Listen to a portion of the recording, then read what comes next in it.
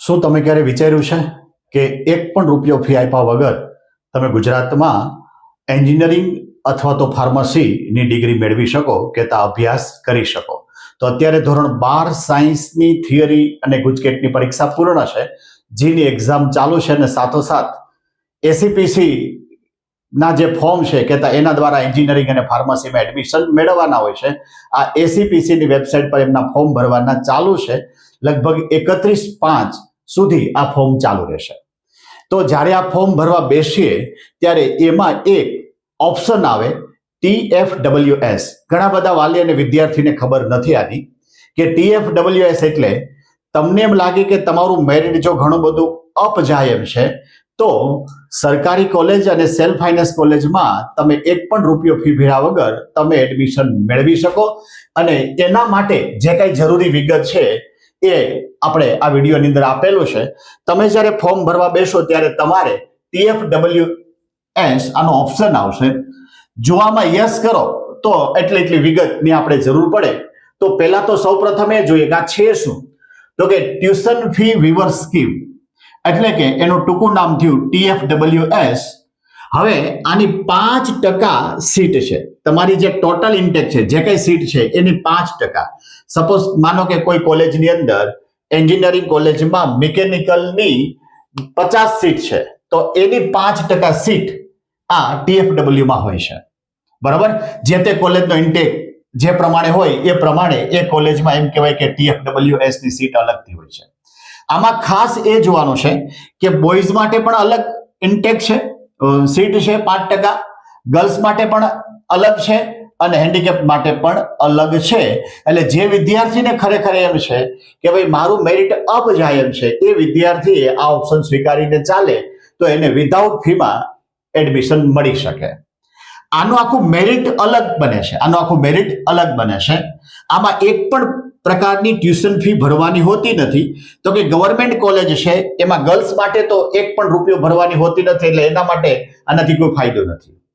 પરંતુ જો કોઈ બોયઝ ગવર્મેન્ટ કોલેજમાં એડમિશન લે તો એમના માટે 1500 રૂપિયા જે ફી હોય છે એ આ TFW માં જો એડમિશન મળે તો એમ કહેવાય કે એ ન ભરવા પડે. ખાસ કરીને સેલ્ફ ફાઇનાન્સ માટે, પછી એમાં ગર્લ્સ કે બોયઝ ગમે તે હોય, એના માટે આ ફોર્મ ભરો એટલે નો ટ્યુશન ફી કેતા એની જે કોલેજની જે કે ફી છે એ જ બાદ થાય છે. પછી એની અંદર હોસ્ટેલની ફી, તમારા જે કે ડિપોઝિટ હોય છે એ બાદ થતું નથી. એટલે ખાસ કરીને સેલ્ફ ફાઇનાન્સની અંદર એકવાર એની વેબસાઇટ પર જઈ અને આપણે જોવાનું છે કે ભાઈ આ ટ્યુશન ફી સિવાયની બીજી કઈ કઈ પ્રકારની ફી છે. લેબની ફી હોય છે, સ્પોર્ટ્સની ફી હોય છે, આવી અનેક પ્રકારની ફી હોય છે. તો આ ફી સિવાય કઈ ફી થાય છે? કારણ કે ઘણી કોલેજ એવી છે કે ભાઈ ટ્યુશન ફી સિવાયની પણ 1 લાખ રૂપિયા જેવી ફી થતી હોય છે.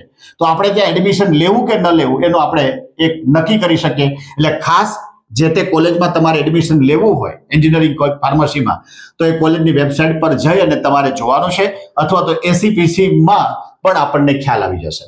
હવે ઘણા વિદ્યાર્થીને ખબર પડશે કે આ 5% સીટ આપણને ક્યારે ખ્યાલ પડે, તો કે જ્યારે તમારો મેરિટ નંબર જનરેટ થાય છે ત્યારે સાથોસાથ એ કઈ સીટ છે એ સીટનો ઇન્ડેક્સ પણ આપણને મળતો હોય છે કે આ કોલેજ આ બ્રાન્ચ તો એમાં TFW ની એટલી સીટ છે, જનરલી કહેતા TFW વગરની એટલી સીટ છે, તો ખ્યાલ આવી જાય છે.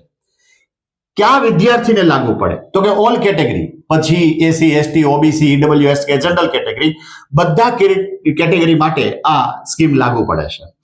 મેરિટ બેઝ આ છે, મેરિટ બેઝ છે. સપોઝ માનો કે કોઈ વિદ્યાર્થી એક્સ કોલેજમાં એમ કહેવાય કે એક્સ બ્રાન્ચની અંદર એડમિશન લેવું છે, તો એનો મેરિટ ક્રમ નંબર 2 છે, પછી 3 છે, 6 છે, 12 છે, 132 છે, 256 છે. હવે આમાં એવું બને કે આની જે કઈ TFW ની સીટ છે એની સીટ 3 છે, તો આની પાસે ઇન્કમ સર્ટિફિકેટ છે, આ મેરિટ પાસે ઇન્કમ સર્ટિફિકેટ છે, અને આ મેરિટ પાસે પણ ઇન્કમ સર્ટિફિકેટ છે. આ મેરિટ પાસે આની પાસે પણ ઇન્કમ સર્ટિફિકેટ છે, પરંતુ આ પહેલા 3 ને એડમિશન મળી શકે. આ જે છે એની પાસે તો ઇન્કમ સર્ટિફિકેટ નથી. એનો મતલબ એ થયો કે એને TFW સ્વીકાર્યું નથી. બાકીના જે મેં રાઉન્ડ કર્યા છે, સપોઝ એમને TFW સ્વીકાર્યું છે, તો પહેલા જે 3 છે એ લોકોને એમ કહેવાય કે TFW નો લાભ મળતો હોય છે. સપોઝ માનો કે આ 12 નંબરનું જે મેરિટ છે વિદ્યાર્થી બીજે જતો રહ્યો, તો આ વિદ્યાર્થી એની પછીનો જે વિદ્યાર્થી છે એને એડમિશન મળતું હોય છે. પણ ઘણીવાર એવું પણ બને કે આમાંથી વચ્ચે કોઈ મેરિટ નંબર વાળો વિદ્યાર્થી હોય અને જો આમાં જગ્યા પડે તો એ પણ એપ્લાય થતો હોય તો આનો વારો આવે નહીં. હવે આ TFW નો ઓપ્શન સ્વીકારો અથવા તો ન સ્વીકારો તો તમને શું ફરક પડે કે જો તમે TFW નો ઓપ્શન ન સ્વીકારો તો તમારે ઇન્કમ સર્ટિફિકેટ અપલોડ કરવાનું થતું નથી. તો એ ફક્ત ને ફક્ત તમને ગવર્મેન્ટ કોટા અથવા તો ફીઝ વાળી જે કઈ બ્રાન્ચ છે, કોલેજ છે, એમાં જ એડમિશન મળી શકે. પરંતુ જો તમે યસ કર્યું, TFW ની સ્કીમમાં તમારે જવું છે તો તમારે ફરજિયાત ઇન્કમ સર્ટિફિકેટ જોઈન્ટ કરવું પડે અને ઇન્કમ સર્ટિફિકેટ જોઈન્ટ કરો એટલે તમને આ TFWS વાળી સીટ પણ મળે અને એમ કહેવાય કે ફીસ વાળી પણ સીટ મળી શકે. કારણ કે ઘણા વિદ્યાર્થી એમ થાય કે આમાં કદાચ એનો વારો ના આવ્યો તો એનો ફીસ વાળી પણ આપી શકે. એટલે એમનો જ્યારે SCPC માં પોતાની પ્રોફાઇલ ખોલો ત્યારે એમને અંદર એમ કહેવાય કે TFW ની બ્રાન્ચ પણ બતાવે અને ફી વાળી પણ બ્રાન્ચ બતાવી શકે. તમે જો પહેલેથી નો લખી નાખો, ઓપ્શન સ્વીકારો, તો તમને TFW નો લાભ મળી શકે નહીં. હવે જે વિદ્યાર્થીએ TFW નો સ્વીકાર્યો છે ઓપ્શન, એની ફેમિલી ઇન્કમ 8 લાખથી ઓછી હોવી જોઈએ અને એમ કહેવાય કે આ ઇન્કમ સર્ટિફિકેટ તમારે જોઈન્ટ કરવાનું આવે છે અને એ એમના પપ્પાના નામનું હોવું જોઈએ. એના પપ્પાની ઇન્કમનું સર્ટિફિકેટ હોવું જોઈએ. એ ખાસ કરીને એ જોવાનું છે કે એમની જે ડેટ છે સર્ટિફિકેટની એ 1/4/2024 કહેતા જે દિવસે જ્યારે તમારે જે વર્ષમાં એડમિશન લેવાનું હોય ત્યાં સુધીમાં એની વેલિડિટી પૂરી ન થવા જોઈએ. આ સર્ટિફિકેટની વેલિડિટી 3 વર્ષની હોય. એટલે અત્યારે જો તમે ફોર્મ ભરવાના હોય તો ફરજિયાત 1/4/2024 પછીથી કોઈ પણ ડેટનું સર્ટિફિકેટ ચાલી શકે. અહીંયા ઘણા પેરેન્ટ્સને પ્રશ્નો થાય, કદાચ 31 માર્ચ હોય, 28 માર્ચ હોય, બરોબર છે, તો 1-2 દિવસનો ફરકનું સર્ટિફિકેટ ચાલે? તો કે નહીં, તમારા સર્ટિફિકેટમાં જો આ ડેટ પછીની કોઈ પણ ડેટ હોય તો જ સર્ટિફિકેટ ચાલી શકે. ઘણા કિસ્સાની અંદર એવું પણ બને કે ફાધર અકસ્માતે નથી, બરોબર છે, અથવા તો મધર નથી, તો એવા વિદ્યાર્થીએ શું કરવાનું? અથવા તો ફાધર મધર બેય નથી, તો એને કોનું સર્ટિફિકેટ આપવાનું? સપોઝ કે કોઈને ફાધર નથી તો એમના ફાધરનું ડેથ સર્ટિફિકેટ અને મમ્મીની ઇન્કમ સર્ટિફિકેટ, આ બે સર્ટિફિકેટ એક સાથે રાખી અને એની PDF બનાવવાની અને અપલોડ કરવાની. માનો કે મમ્મીનો હોય તો પપ્પાનું સર્ટિફિકેટ રાખી અને અપલોડ કરવાનું. મમ્મી અને પપ્પા બંને નથી તો બેયના ડેથ સર્ટિફિકેટ અને એની સાથે એમ કહેવાય કે અત્યારે તમે જેની સાથે રહેતા હોય એનું ઇન્કમ સર્ટિફિકેટ, આ 3 વસ્તુનો એક જ PDF બનાવીને તમારે અપલોડ કરવાનું હોય છે. આ ઇન્કમ સર્ટિફિકેટ કોનું ચાલે?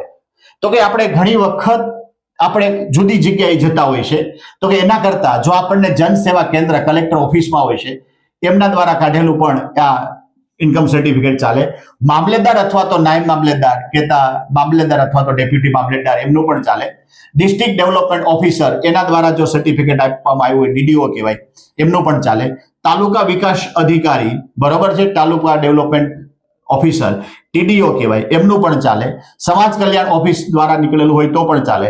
તલાટી કમ મંત્રી, આ ગ્રામ્ય વિસ્તારની અંદર હોય છે, તલાટી ક્રમ મંત્રી, એના દ્વારા આ સર્ટિફિકેટ કાઢ્યું હોય તો પણ ચાલે. પરંતુ સરપંચ દ્વારા જો એ સર્ટિફિકેટ કાઢવામાં આવ્યું હોય, આપણને ખબર છે ફોલ નંબર 16, એ સરપંચ દ્વારા જો કાઢવામાં આવ્યું હોય તો એ વેલિડ ગણતા નથી. એટલે જેની આવક 8 લાખથી નીચે છે, જે વિદ્યાર્થીને મેરિટ સારામાં સારું બનવાનું છે, તો એ વિદ્યાર્થી અચૂકથી આ TFWS નો લાભ લઈ શકે. તો એમના માટે ખાસ કરીને ઇન્કમ સર્ટિફિકેટ, એમાં ખાસ કરીને ડેટ જોવાની છે, એ જેના નામનું છે એનું નામ બરોબર છે કે નહીં એ ખાસ કરીને તપાસી લેવાનું છે. અત્યારે કદાચ ન હોય અથવા તો ડેટ જતી રહી હોય તો હવે તો બહુ એકદમ ઈઝી સિસ્ટમ થઈ ગઈ છે કે કદાચ તમે એપ્લાય થાવ એટલે વધીને 2 દિવસની અંદર તમને સર્ટિફિકેટ મળી જતું હોય છે. આવી જ રીતે અત્યારે એડમિશન પ્રોસેસ ચાલુ છે, તો એમના માટે એમ કહેવાય કે અમારો પ્રયાસ એવો છે કે SCPC ના ફોર્મ દ્વારા તમે જે ફોર્મ ભરો છો એમાં એક પણ પ્રકારની ક્વેરી ન રહે અને પછી જ્યારે કોલેજ કે બ્રાન્ચ ચોઈસ કરવાની આવે ત્યારે તમે પરફેક્ટ રીતે ચોઈસ કરીને તમારું ફ્યુચર બનાવી શકો. એના માટે એમ કહેવાય કે આપણે આવા પ્રકારના વિડીયો આપણી YouTube ચેનલ જસાણી એજ્યુકેશન ચેનલની અંદર વારંવાર આવતા રહેશે. તો તમને એનું નોટિફિકેશન મળતું રહે એના માટે અમારી જે ચેનલ છે એ ચેનલને લાઈક, શેર અને સબસ્ક્રાઇબ કરવાનું ભૂલતા નહીં.